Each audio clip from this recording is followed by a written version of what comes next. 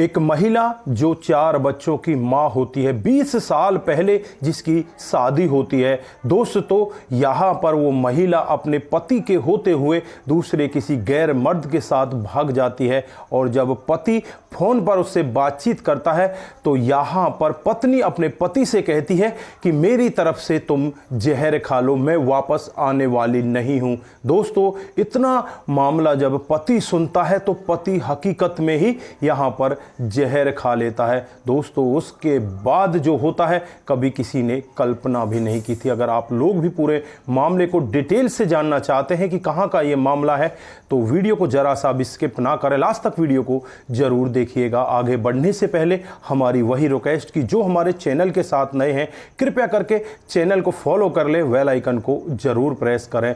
नमस्कार, जय हिंद। आप देख रहे हैं APH न्यूज राहुल रावत के साथ। दोस्तों, आज की जो हकीकत की घटना आप लोगों को बताने जा रहा हूं, उत्तर प्रदेश में एक जिला पड़ता है हरदोई, यहीं के एक गांव की हकीकत की घटना है। पर सर्वेश नाम का एक व्यक्ति जो दिहाड़ी मजदूरी किया करता है दोस्तों, आज से 20 साल पहले उसकी रिंकी नाम की एक महिला के साथ शादी हो जाती है। बड़े ही आराम से इनका जीवन कटने लगता है। इनके 4 बच्चे भी होते हैं। बड़ी वाली लड़की की उम्र लगभग 14-15 साल हो जाती है। दोस्तों, धीरे धीरे समय इनका अच्छे से गुजरने लगता है। एक दिन का वाकया होता है जब रिंकी यहाँ पर पड़ोस में रहने वाले एक व्यक्ति है जिसका नाम हाकिम, उसके साथ फरार हो जाती है। दोस्तों, जब पति को इस सब के बारे में पता चलता है तो यहाँ पर पति को बहुत ही ज़्यादा बुरा लगता है और फिर वो अपनी पत्नी से बातचीत करता है, पत्नी को वापस बुला लेता है। अब यहाँ पर पति अपनी पत्नी के साथ रहने लगता है। उससे ज़्यादा कुछ नहीं कहता, उससे यही कहता है कि तुझे अपने बच्चों का ख्याल रखना चाहिए, तुझे अपने बच्चों के साथ रहना चाहिए, तुझे इस तरह से काम नहीं करना चाहिए। पति बहुत ही सीधा साधा होता है। दोस्तों, फिर यहाँ पर धीरे धीरे समय बीतने लगता है और समय के हिसाब से ही जो हाकिम और ये रिंकी है, इनका प्यार फिर से बढ़ने लगता है। और जब पति को इस सब के बारे में पता चलता है तो पति यहाँ पर बहुत ज़्यादा क्रोध में आता है और वो अपनी पत्नी से कहने लगता है कि मैंने तुमसे मना किया था कि तुम्हें अब इसके साथ इस तरह के प्यार प्रसंग में नहीं रहना, तुम फिर भी नहीं मानी, तुम मेरी बात को क्यों नहीं मानती। दोस्तों, यहाँ पर इनकी आपस में इस तरह से लड़ाई हो जाती है। जो पत्नी होती है अपने प्रेमी को फ़ोन करके उसके साथ 30 जुलाई बुधवार को यहाँ से फरार हो जाती है। दोस्तों, अब यहाँ पर पति तमाम तरह की ढूंढने की कोशिश करता है क्योंकि पति तो अपनी दिहाड़ी मजदूरी पर गया था, उसे नहीं पता कि उसकी पत्नी कहाँ चली जाएगी। दोस्तों, यहाँ पर जब पति शाम को आता है तो अपनी पत्नी से कहने लगता है कि तुम यहाँ से कैसे चली गई। फिर यहाँ पर जो पत्नी होती है वो कहने लगती है कि मेरी तरफ से तुम भाड़ में जाओ, तुम जहर खाओ, कुछ भी करो, मैं तुम्हारे पास नहीं वापस आ सकती। दोस्तों, ऐसा वाक्य जब पति सर्वेश सुनता है तो उसके पैरों तले जमीन खिसक जाती है।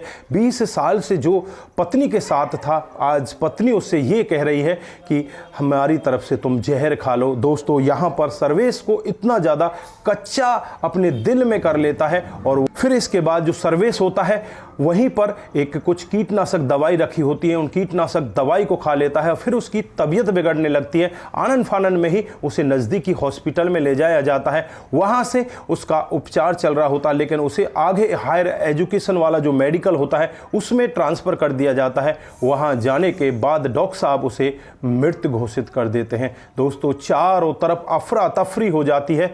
जो घर के और आसपास के लोग होते हैं वो यहाँ पर उस हॉस्पिटल का घेराव कर लेते हैं कि CO साहब हैं अनिल मिश्रा जी। जब उनसे बातचीत होती है तो वो यही कहते हैं कि एक व्यक्ति की हमारे पास रिपोर्ट आई थी जिसका नाम सर्वेश है और उन्होंने कुछ कीटनाशक दवाई खा ली है जिसकी वजह से डॉक्टरों ने उन्हें मृत घोषित कर दिया है। हालांकि यहाँ पर जो सर्वेश की बड़ी वाली लड़की है उसने हमें यहाँ पर दलील दी है और कहा है कि इस सब में मेरी माँ का और मेरी माँ के प्रेमी का हाथ है।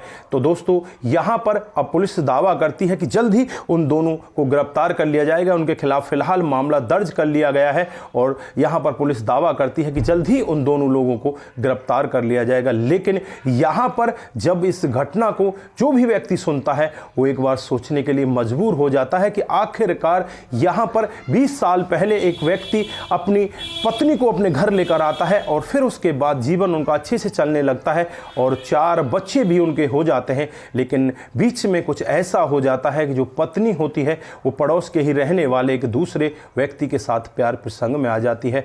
और यहाँ पर ना तो वो अपने बच्चों की कुछ बात सोचती कि ये मेरे बच्चे मेरे बगैर कैसे रहेंगे, ना ही अपने पति के बारे में सोचती, और पति को तो ये कह देती है कि मेरी तरफ से तू जहर खा ले। दोस्तों, पति यहाँ पर जहर ही खा लेता है और उसके बाद पति की मौत हो जाती है। लेकिन यहाँ पर सोचने वाली बात कि इन 4 बच्चों की अब परवरिश कौन करेगा। ये 4 छोटे छोटे बच्चे हैं दोस्तों, अब ये तो अनाथ बनकर रह गए। यहाँ पर पति पत्नी की इस तरह की कमी के कारण अब ये बच्चे रोड पर आ गए हैं। तो दोस्तों, यहाँ पर आप लोग क्या कहना चाहते हैं? आपकी जो भी राय है एक बार कमेंट बॉक्स में जरूर दीजिए। क्या यहाँ पर उस पत्नी के ऊपर कार्रवाई होनी चाहिए या नहीं होनी चाहिए?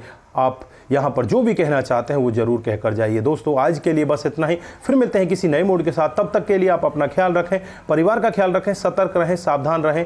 नमस्कार, जय हिंद, जय भारत।